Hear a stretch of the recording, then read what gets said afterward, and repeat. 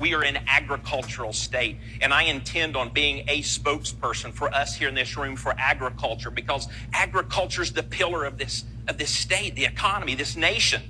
And Chicago itself relies heavily on agriculture. So being that messenger, but really most importantly, putting a cap on property taxes. There's no reason why we can't put a 1% cap on our property taxes and stop this. The money's there, friends. You know it, and I know it. It's there.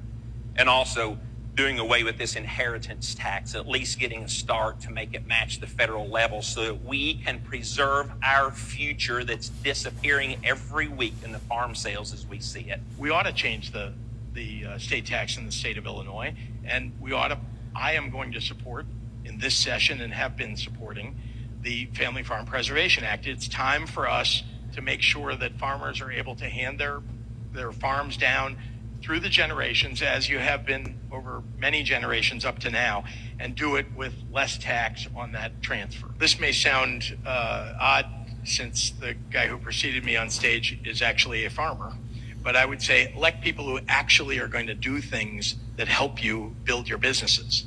I mean, it's easy to talk about these things. I know I heard him that he said something like, he wants to cut property taxes to 1%, cap it at 1%. I would love to do that. Would love to do that. Now tell me how you're going to pay for your schools, how you're going to pay for your local government. Exactly. Once again, for the people that don't understand it here in the state of Illinois, and there seems to be a lot of Republicans that don't grasp the concept, your property taxes are not set at the state level. They are set at the local level. So when you look at a political map of the state of Illinois, and you see all of those counties that are deep red that voted Republican, but there are very few people in those counties. The property taxes in those counties are set by local people, most likely conservative Republicans. And yet those people bitch and complain that JB Pritzker is the reason why property taxes are so high. Why?